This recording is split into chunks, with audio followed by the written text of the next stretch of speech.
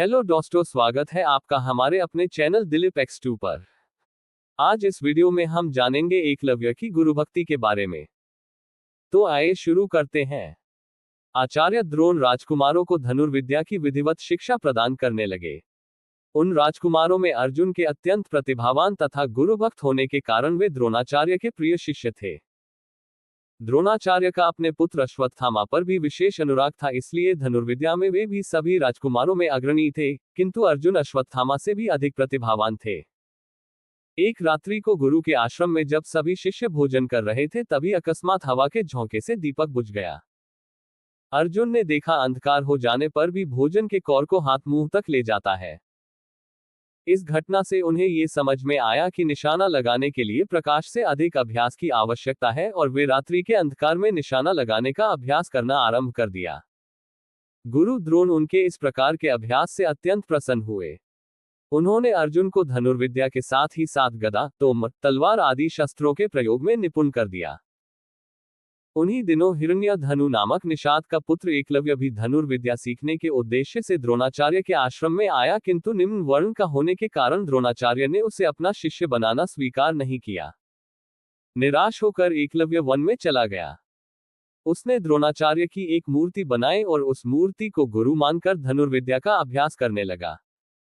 एकाग्रचित से साधना करते हुए अल्पकाल में ही वह धनुर्विद्या में अत्यंत निपुण हो गया।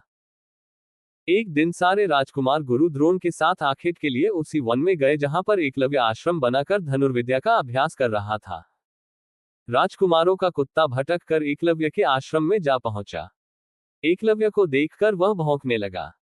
इससे क्रोधित होकर एकलव्य ने उस कुत्ते अपना बाण चला कर उसके मुंह को बाणों से भर दिया। एकलव्य ने इस कौशल से बाण चलाए थे कि कुत्ते को किसी प्रकार की चोट नहीं लगी, किंतु बाणों से बिंध जाने के कारण उसका भौंकना बंद हो गया।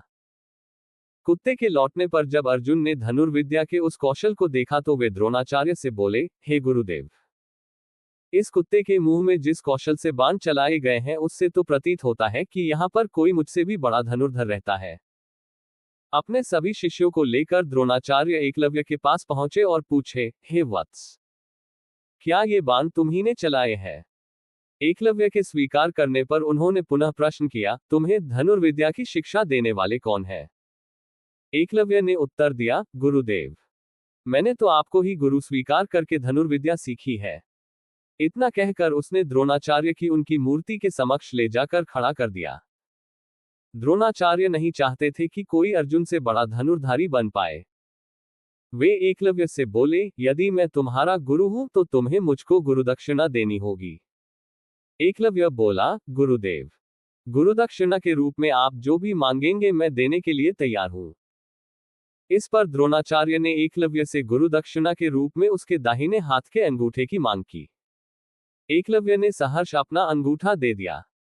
इस प्रकार एकलव्य अपने हाथ से धनुष चलाने में असमर्थ हो गया तो अपने पैरों से धनुष चलाने का अभ्यास करना आरंभ कर दिया। तो अगर यह वीडियो आपको पसंद आए हो तो हमें लाइक, कमेंट और सब्सक्राइब जरूर करें। मिलते हैं अगले इसी तरह की रहस्यमय वीडियोज में। मैं आपका दोस्त दिलीप सुथार।